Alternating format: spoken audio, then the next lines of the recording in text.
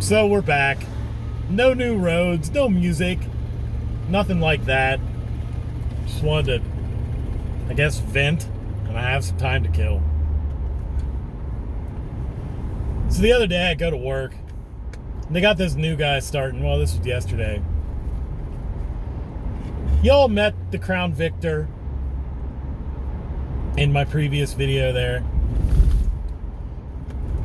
And so you get this shit a lot when you drive one of these, and it's kind of annoying, but it's also part of the package, I guess, is really dumb questions. And I guess they're not dumb, because not everyone's a car person. But the first one I get is this fucking new guy.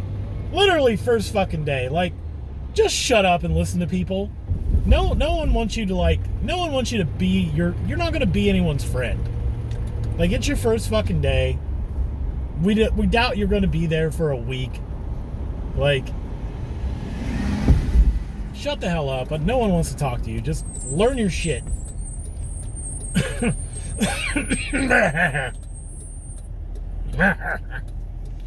So anyway,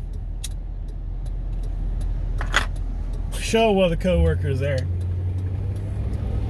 That heads-up display I installed, and this new guy's like, "Hey, is that the one that's got the special engine? That you get the special engine? It's not there's no special engine. It's never been a special engine. The special part is you get a transmission cooler, dual exhaust, better brakes, better wheels." And I think maybe a higher capacitor radiator, but I'm not really sure about that. You do get a transmission cooler and an oil cooler, but there's no special engine. I mean, different departments might hop up a few if they have a talented garage. They might do some mods here and there, but when you just get a police edition Crown Vic from the factory, what you see is what you get. You basically just get a regular Crown Vic with, that's a little more durable. Different rear ends is actually where most of that extra oomph comes from. And it's not really extra oomph.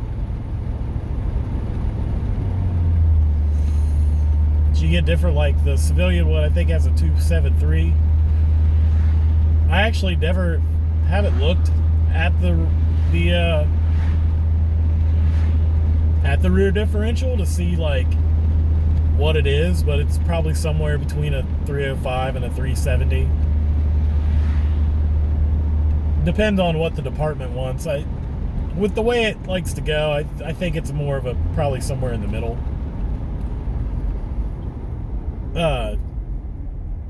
Anyway, but you get that question all the time, and then he like goes extra stupid. He's like, "I heard you can get those with like Corvette engines." I'm like, yeah, because Ford loves putting Chevy engines in their fucking flagship sedan. Like, yeah, that's a fucking great idea. I'm thinking this in my head, but I'm like, well, no, this is a Ford, that would be a Chevy, and you're thinking of the 9C1, which was their police car, which is actually a better police car, to be honest with you. The reason they didn't catch on so hot is because Ford put electric fans in, and so the AC can sit at idle for a long time. You can just sit in this car with it idling for like ever. And because of the electric fan, the engine doesn't overheat. Which on older cars that had the old-fashioned like fan clutch that ran off of your crankshaft, you sat in the parking lot and you weren't moving, the fan did blow faster, but it really wasn't enough to, you'd overheat your engine doing that. So that's why that's why the Crown Victoria kind of took off. I think it might have been a little cheaper too. And what's sad is actually the Chevy Caprices of the 90s and the 80s were kind of better cars. Well, in the 80s you saw a lot of both, but they were using the LTDs and the Crown Vics back then too. They were using a lot more different. There was a lot more variety further back you went. But anyhow, you get asked that shit all the time. And I don't typically mind. I'm just like, I get it. You're not a car person. Like,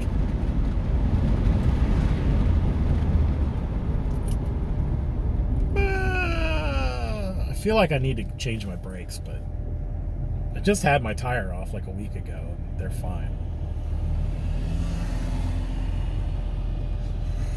They do need bled.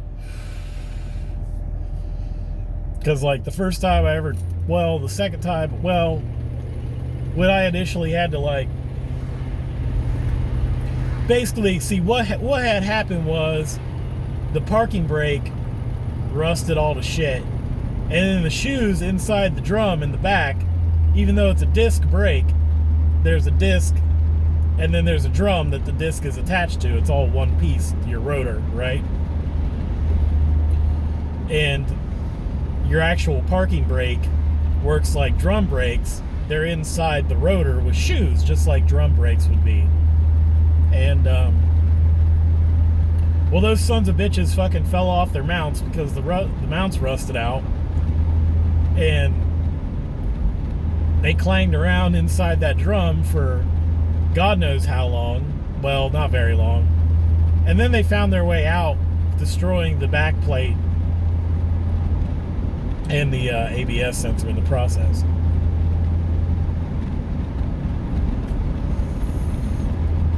Tonight for dinner, I got some Taco Bell. So that's going to be good.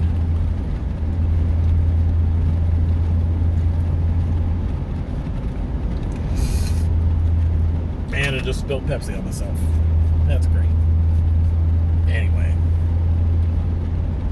Yeah, so that's what happened to those brakes, but you get all these fucking questions and it's just like, eh. So, I'm at my other job today, taking my, I don't know, I wouldn't say a constitutional or a daily one, but I had to go to the bathroom. So I'm reading the free magazines that they like drop off once a month, and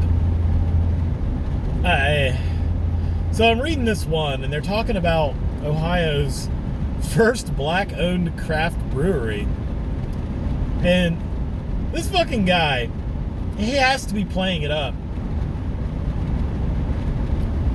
Because, no one talks like this. I can't imagine anyone talking like this. Some magazine was like, hey, you're the first one, which I guess I don't fall into any of those categories. But the first thing I wouldn't say is, oh man, I want to be a voice for all these people like me. Like, it's so fucking dumb. Like, yeah, he quotes in this article, he's like, well, yeah, I can't say quote, but paraphrasing, he's like, we're going to be a voice for LGBTQIA plus people in the craft brewing industry. And I'm like, what the? I don't get it.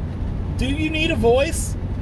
Like, do you actually need a voice in the craft brewing industry that caters to all those fucking people that are probably most likely into all that shit? Because I'm gonna fucking just say it right now, most craft beers I think are fucking shit, the ones that I've tried.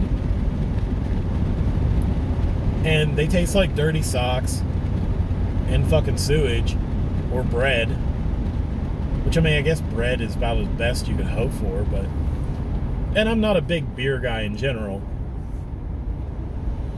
On the same note, now I can't say whether or not this man's brewery makes decent beer. He talks about putting, like, fucking chamomile and all this shit in there, and I'm just like, all right, well, if it tastes good, I guess, good on you. But your blackness doesn't really have a whole shit ton to do with it. And if you started making, like, let's say craft beers that would appeal to that demographic, well, it's a good thing you are black, because if a white guy did it, coming out with like chicken and waffle fucking Belgian pale ale and like purple fucking beer, grapes and shit, I don't fucking know. Well, that'd be a problem for some reason. I don't know. It was a really fucking dumb article, and what's weird is they talked about how the guy was like black and shit and how this is great. But oh yeah, he was like there's only 5 other black owned craft breweries. And we need to have some more people in the game. And I'm like, well, maybe, I don't know, start making craft malt liquor or some shit. I don't fucking know. Like, I know that black people like beer. Everyone does, except for me. And I don't hate it. It's just, if I could drink anything, it's not going to be that.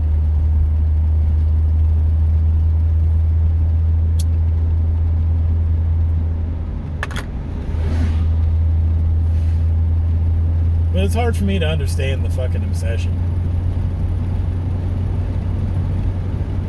And I guess really it's just marketing, and he gets to put his name on the map and be like,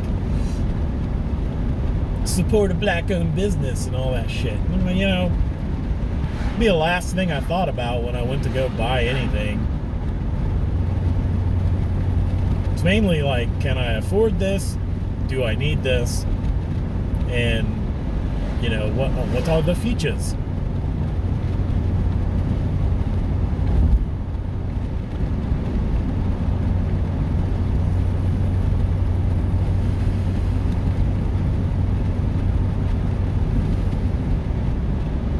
Riverside Drive is unusually busy.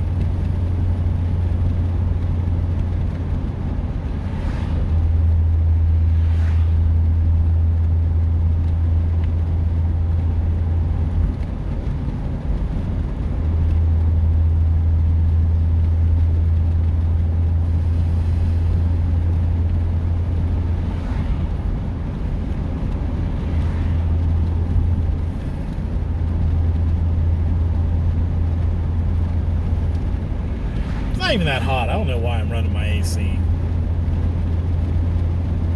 But I am. I guess I'm doing it because I can.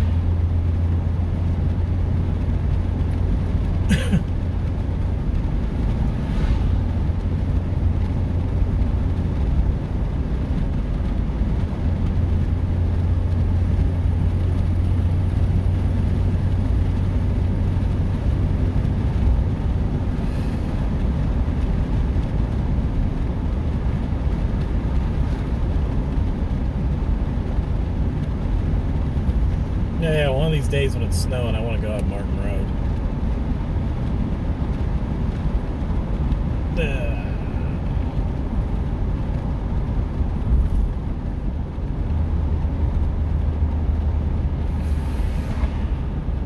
I don't know why they act like you can't make a U-turn.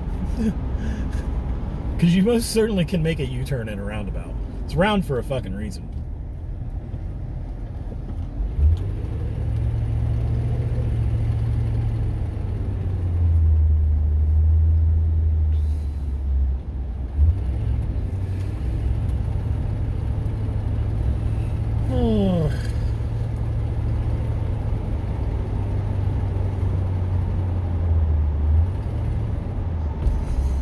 This weird fucking hang up I have. I don't like walking across bridges. Like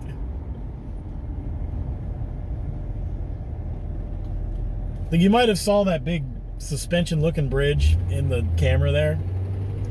It's just for pedestrians. And I just don't like, I'll drive across the bridge, I don't give a shit. But for some reason walking just freaks me out. Like, not like I won't do it. It's just one of those, like, I'm more nervous on a bridge walking than I am driving. It makes no sense. I guess if the bridge collapses while you're in a car, at least you're in the car. That's actually kind of worse, because by and large the car is going to crush you, trap you, and you're in a seated position, so when you finally hit the ground, assuming it all lands on all fours, like, the vertical compression will break your spine.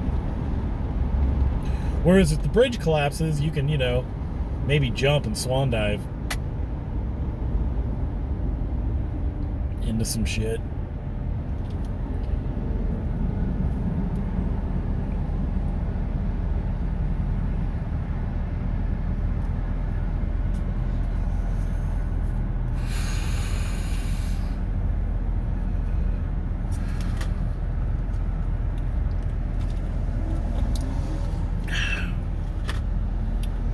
I was feeling a bit peckish, and I got the Taco Bell, but I'm not really ready to eat. So I got a Pepsi, small Pepsi. I don't want to guzzle it, so I've been taking small sips.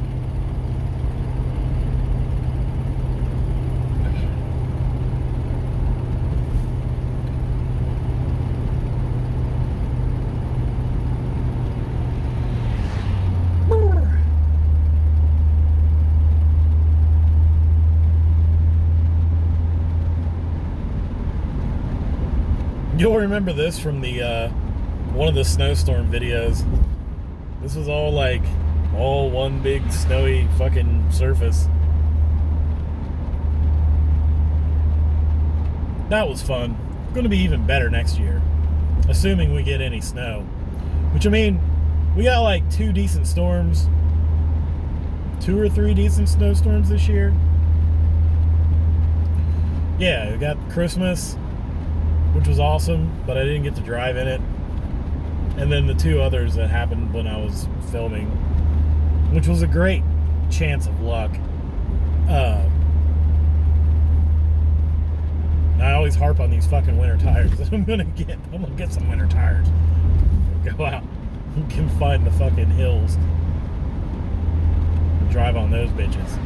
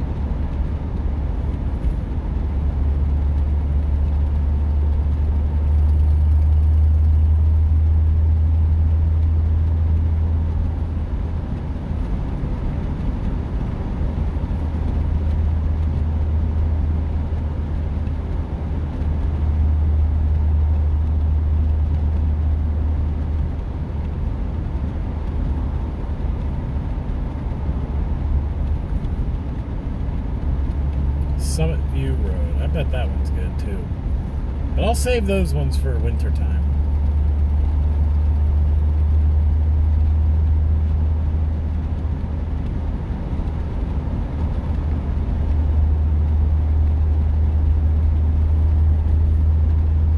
I don't know what this fucking speed limit is. It's probably like 50. I'm just fucking grandma on this shit.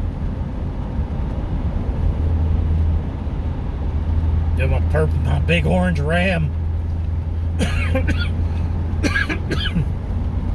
Oh God. I almost forgot to fucking mention.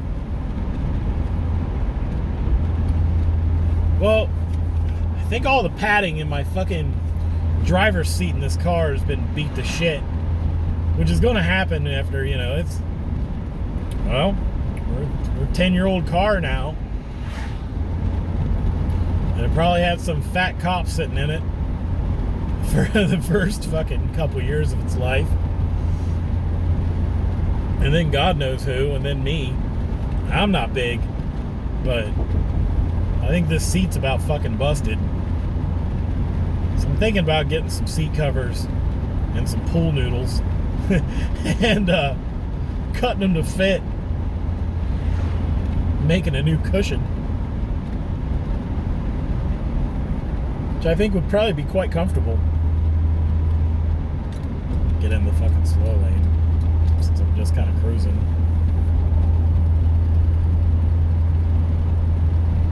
Oh yeah, it's like 55 up through here.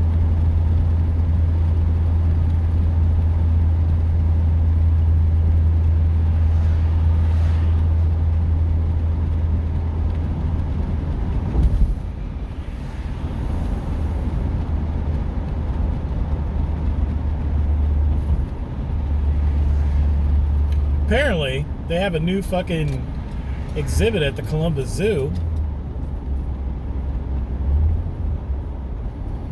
that's, they have sea lions.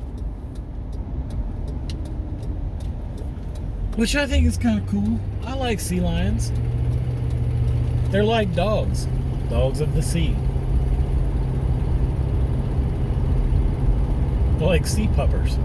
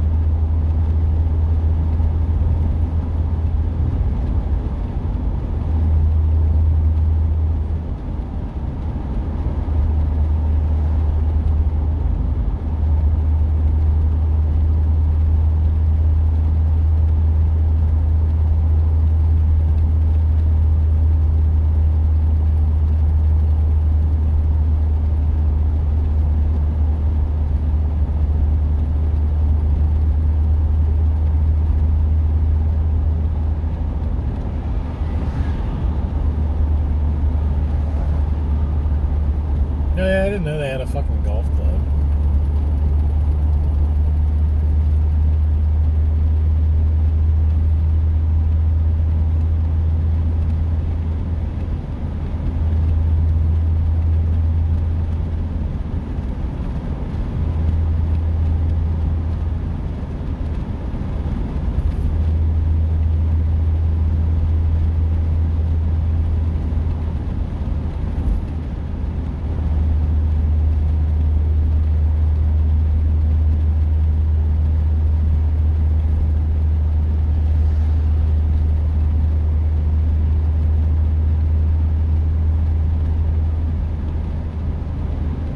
Why are you flashing lights, man? I don't like it. I don't like it when people do that. But it probably has little to do with me.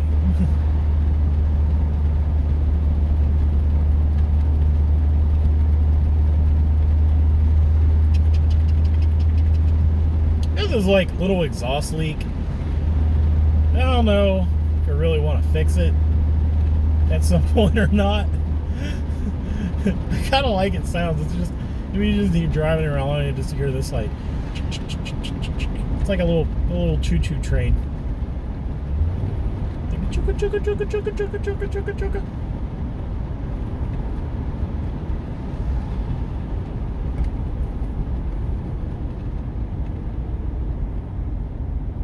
Oh, this fucking sawmill. Lame. I fucking hate sawmill. Well, let's go down Sawmill. Sawmill Parkway is a fucking ass of a place. Like, it's just a giant fucking... basically a giant mall that goes on for, like, miles. And the traffic is always terrible. Except for, like, right now. And it's just, I don't know. It's fucking awful. There is some decent places to go, but I don't know. Sometimes it's all you can do. There's a bar over here called Slick Whiskers.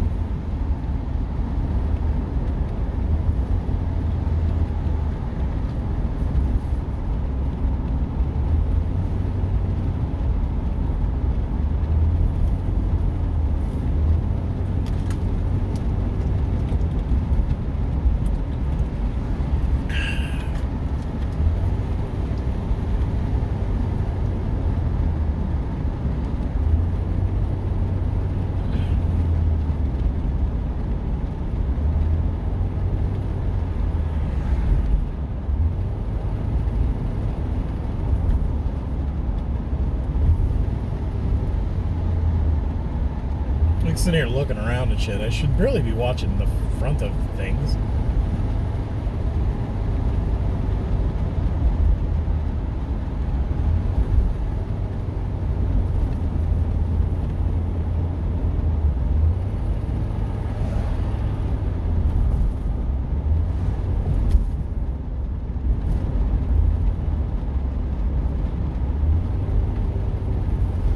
Oh, God. Oh, this seat is fucking uncomfortable. You know, last time this happened, I went to a junkyard and pulled a fucking leather seat out of a Ford Taurus. And then I had to, like, which I actually kind of thought I was pretty smart when I did this. So I had to adapt, like I basically had to make a wiring harness out of, I can't remember exactly how I did it, but the wiring harnesses for the seats, they all did the same basic functions, but they were actually different. And I can't remember how I ended up like adapting it, but I ended up basically just being able to like cut one off my old seat and then adapt it to the fucking new one. I don't remember exactly. There was like one piece that was the same and another one that was different. I was able to like, I got it done. I had the power seat working in my old Sable. And the new one was leather. If I ever have to do that for this car, I'm gonna try and find a fucking Lincoln Town Car or something. With like a black leather seat. That'd be nice. Big old fucking comfy ass Lincoln fucking seat.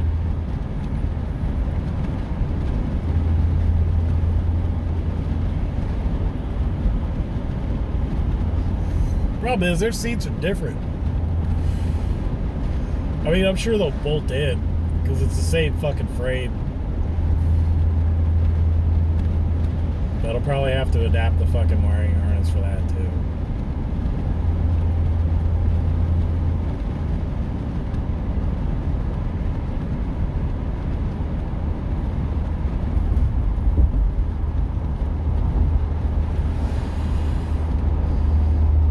It might not be that different, to be honest with you.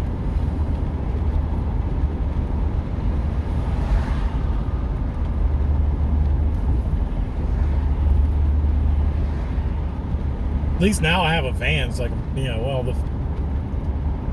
the other seat that I got, it was actually right when I bought this car, or it was the like fall after, I don't know. I still had both cars. This is when I had my Mercury and this car was when I first bought this one. And so luckily I was able to drive this over to the junkyard, and that seat fit in the back of that. But I don't know if this seat would fit in the back of this. But now I have a van, so junkyards are a great place to go fucking, if you want to like fuck around with different cars and fucking with all that shit. Indispensable.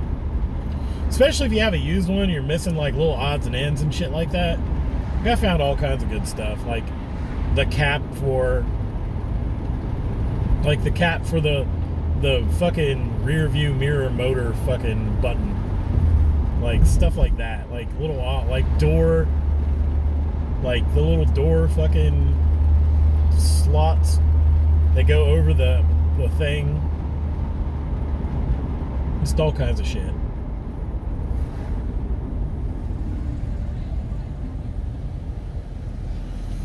I think I took a radio out of one too, actually. Couldn't think of it. But if you're missing like buttons and knobs and like odds and ends, it's a great place because I bought the seat for like $30. They didn't even charge me for the little odds and ends shit.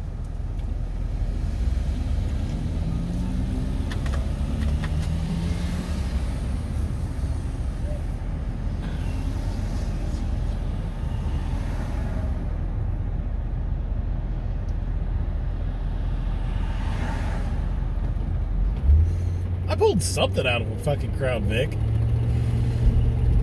when I went there. There was like maybe 2 or 3. Maybe that's where I found the button for this. Maybe that was missing. I don't know.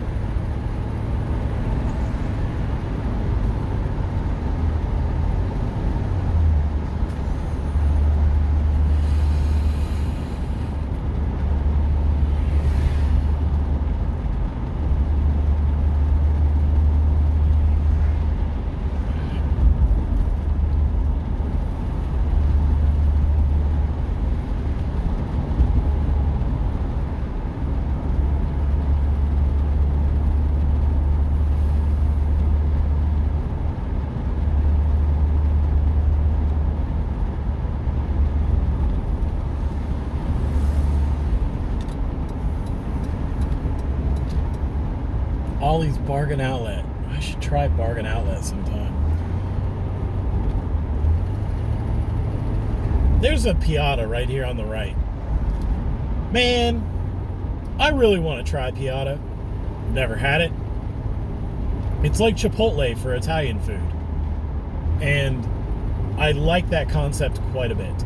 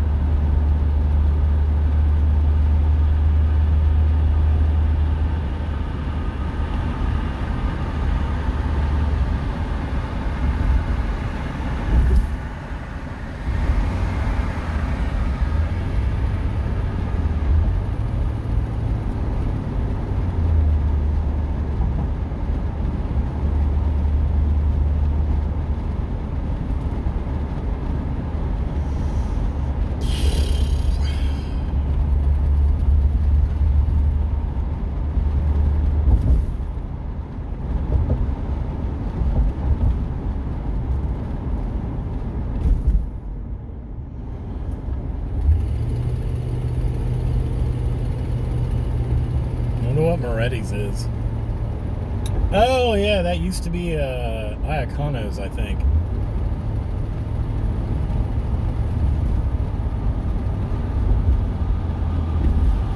That restaurant got shut down for health department violations.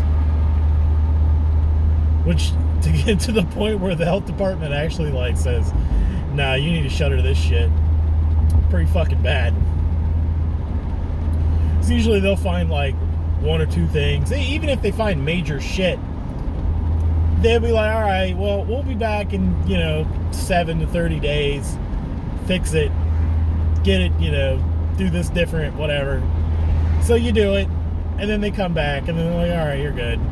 Here's your fucking sticker. And so to have like repeated violations over all that fucking time, oof. It's one of the dangers of franchising as a small business, because put your name out there and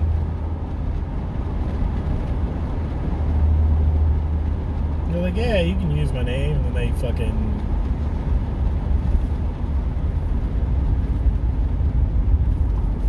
this case goes back down the Riverside.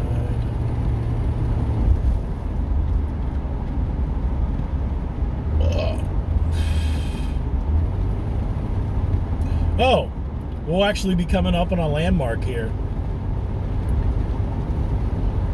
Oh, God. I'm sure you all remember Stormy Daniels.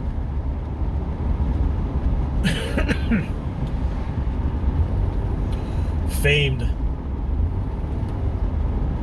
porn star and things. Well, right up here is Columbus Gold. Should be as soon as I make this right-hand turn. So up here is Columbus Gold. It's you can't really see it. This is a Greek place, probably pretty fucking good, but I've never tried it. I don't know if they have a sign out front for it. But basically, right behind that Greek place is Columbus Gold. And that's where the Columbus Police Department arrested Stormy Daniels for some shit.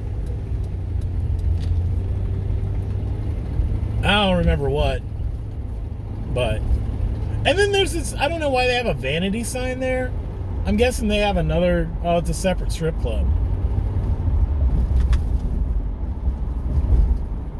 But yeah, so. That's where them hoes at. So yeah, Columbus Landmark. Arrest of Stormy Daniels, consort of former president. Fucking fun times.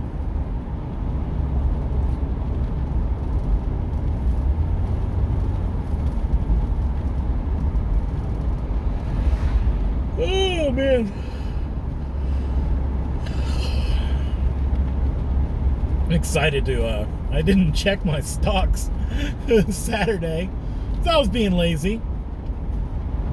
I gotta get my taxes done Saturday. But I'll probably check it that night or something. But apparently the markets are taking a big shit, which is fucking awesome. Cause like, okay, here's the thing. If you're gonna fucking invest, don't get mad. Don't be like, oh, my stocks are so bad this week. I'm like, you're not looking at this correctly. Unless you needed to sell those stocks this week, there's no reason to fucking bitch and moan. You have to look at those things as buying opportunities, because basically it just means they're on sale. And uncertainty is good. Like, I want nice, volatile markets.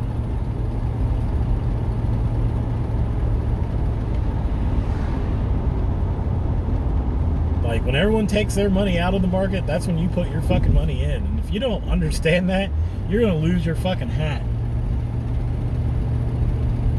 Like, even if you buy into the market, say you're a real dumbass, and there's two kinds of dumbasses when it comes to this. And I am not a financial advisor. This is not financial advice. Whatever, FINRA, I'm not a fiduciary. But there's a dumbass, and then there's a really fucking big dumbass, right? The dumbass says, oh man, stocks are blowing up right now. I'm going to go buy a bunch of them. And it's pretty fucking stupid, because you're buying things when the price is high. It's like, oh, gas prices are through the roof. I'm going to go fill up my tank. That's dumb. What's dumber, the extreme dumbass buys them. You know, at least the guy who buys them when the stocks are high, if he just holds on to them for 5 years, they'll probably eventually beat that high, right? So you'll still gain. Stupid motherfucker probably says something like, oh man, stocks are great. I'm gonna go buy a bunch of stocks. They go buy a bunch of stocks when the price is high, and then when it dips, they're like, oh fuck, I'm gonna lose all my money. Sell it. And so then they sell it, and then they take they basically get, 10 cents on the dollar for their fucking investment. When you're trying to get $1.50 on your dollar. Like, you gotta play this game the way it is. And I mean, I'm not a fucking expert or a day trader by any means, but if I was a day trader, I mean, you don't have to sell the stocks when they go down. That's a bad idea. Even if you own stocks, like if I had, well, like, oh, I do own stocks. Like if I have Ford, right? Which I do. I bought it at $6 a share. It's now $12 a share. So I sold some of it off. Now it could go higher. I don't care. I made my money. All right? If I decide to buy Ford again, I might buy it at $12 a share. Now that's going to be higher than when I bought it at the first time. But if I hold on to it long enough, eventually it's going to be 15. Or you can even like, I don't know, the idea is not to be fucking swayed by the week to week or day to day fucking movements of the market. That's the point, you know?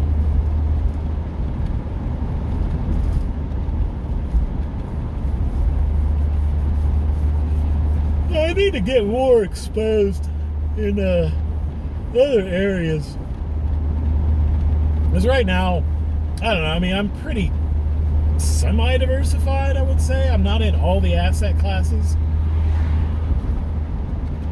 or sectors, but I'm in some different ones. Like I have a little, I think I'm going to invest, like I don't have any real estate stocks, you know, like no Berkshire Hathaways or anything like that. I could probably use some more healthcare stocks. I'd like to get into a little bit of the crypto, but I wouldn't be sinking shit tons of money into that.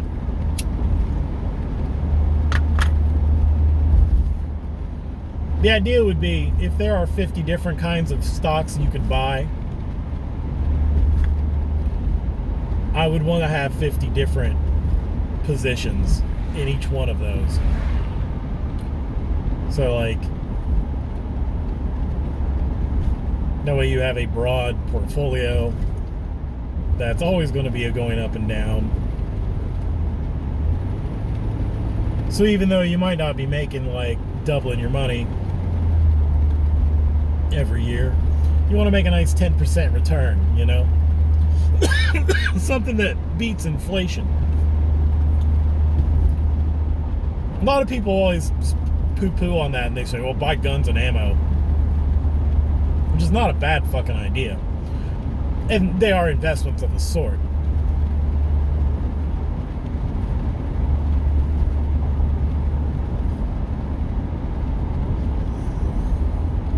But you know,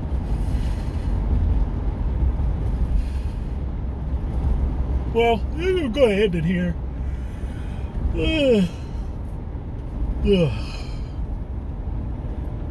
Oh, this is Fisher. Alright, well, piss off.